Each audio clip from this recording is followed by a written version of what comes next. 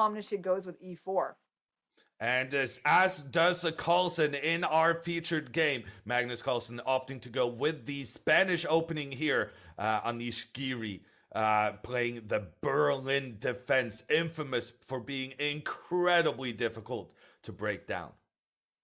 Yeah, and Carlsen declines to enter the endgame line. He just had protected his pawn in the center.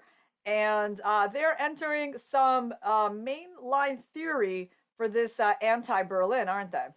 And both players moving their bishop ups, putting pressure in towards their opponent's queen. Magnus first gets threatened. That bishop gets forced back by Anish's pawn. And then Anish actually goes ahead and puts his king over on the left side, while Magnus has put it on the right side.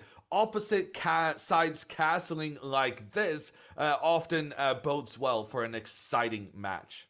Absolutely. And I tend to like these positions for black.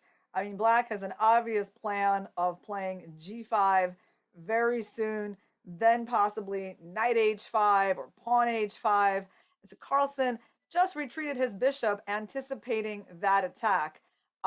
He's pointing the bishop at the pawn on e5, and in fact, he is threatening the move bishop takes e5. So so Anish probably wants to figure out how to protect that center pawn.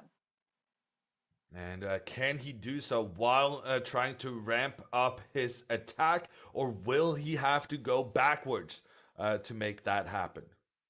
Yes, and in terms of going backwards, there's either bishop d6 or knight d7. So I guess he is choosing between which minor piece to move out of position. Neither of those moves is particularly desirable, but he's got to pick one, and he goes for the knight. The knight now offering protection in towards the middle of the board.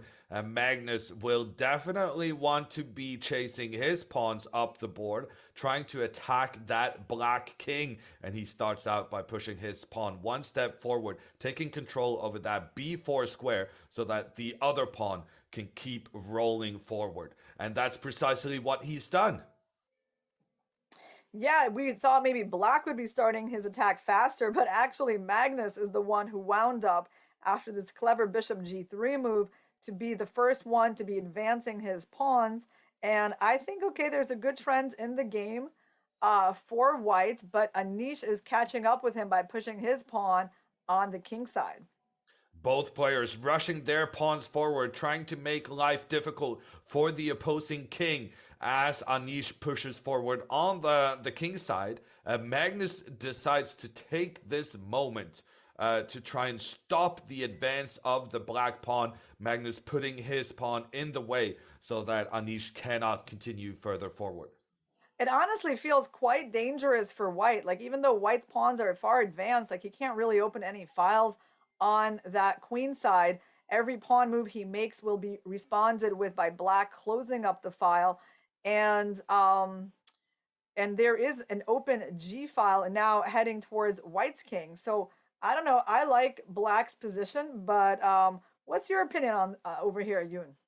I think it's a really difficult one to judge, and being a commentator, it's so difficult making those split-second decisions. And so in order for me to always catch the important moments where one player can just win the game outright, I always check what the computer's opinion is here. And the computer cannot really decide. It's saying it's a very difficult position with attacking chances for both players, moving up and down with that eval bar on the left side. Can I tell you a cool line that I noticed, Yoon? Like, if white plays a6, black plays bishop e6. Very important little finesse there, because if black would have played b6, the queen would have come in to d5 and to b7. That's a kind of important attacking idea for white. But and that's probably why Carlsen decided not to play pawn to a6.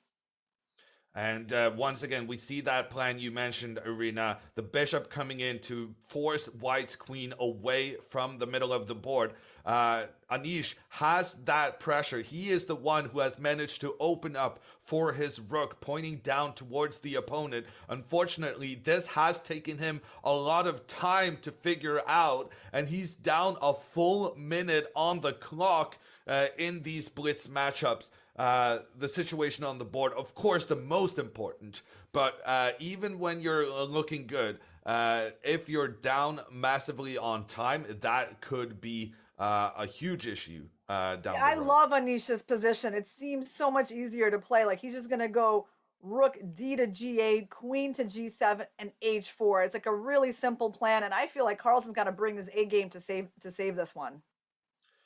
Carlsen making defensive retreats on that right side where his king is facing some trouble. I think Magnus now just making sure to move his pieces towards the right to help out the king in trouble. And Anish is simply retreating his rook to g7. Doesn't change the big picture. He's going to double up his rooks on that file. And Magnus is trying to hold the blockade. Good idea. Like I said, Magnus is in full defensive mode. But Anish strikes on the left side. He's been completely focused on the right side. Now he shifts his attention, getting his knight up into a dominating position. Then he's going to get potentially his bishop involved as well. Anish is trying to make his breakthrough. And look at the eval bar. The eval bar is loving Anish's play so far. However, he's down to just 19 seconds on the clock. He's been finding all the right moves, but it's taken him so much time. Yeah, that's where it's going to be a dangerous territory for him, right? He has a great position and he knows that, and he's going to try to win. But on the other hand, the person who's better often needs to think more to find the precise moves. And Carlsen mixes it up with a very cool exchange sacrifice in the middle of the board, giving up his rook for Black's bishop and trying to get the beautiful f5 square for his knight. And I think, yeah, Carlsen is going to win this. Even though the computers hate his position, just the placement of the knight combined with the fact that Anish is running out of time, I think Magnus is going to win this despite having a bad position. I agree. That is a very possible outcome. I mean, at least White has managed to change the trajectory of the game. And, now instead of enjoying his attacking position, Anish has to figure out how to deal with this powerful knight on f5 and like what has happened to his attack on the king side. It's disappeared. So I do feel that Carlsen has practically done very well for himself here. Carlsen moving his knight out to the right hand side. The rook has to move away from being attacked. Multiple moves coming in now as Anish has to increase his pace. And Anish manages to take some pawns in that sequence of events. In fact, Anish has done very, very well here as the moves on the transmission board catch up. Anish has given back that rook he had extra, but he's captured so many white pawns in the meantime. Yes, he's got a great bishop. He's still up a pawn. And now he brought in his queen. The good news for Anish is that his position has become more simple to play. And Carlsen's knight is stuck on the side of the board, not able to move anywhere. So Black is better, but he still needs to kind of watch out for events on the queen side. And we can see that Carlsen is trying to make some threats there. Yeah, and Carlsen makes a threat and Anish completely ignores it. Magnus thought with his queen and rook pointing down towards the black king that Anish would have to go to defensive mode, but Anish instead pointing his bishop towards the white king. Magnus has no defense. Magnus has to retreat his rook into a defensive position, but here the black bishop is going to capture in towards the white king, and Magnus resigns the game as the knight is being lost afterwards. That was an incredible game with the black pieces from Anish Giri.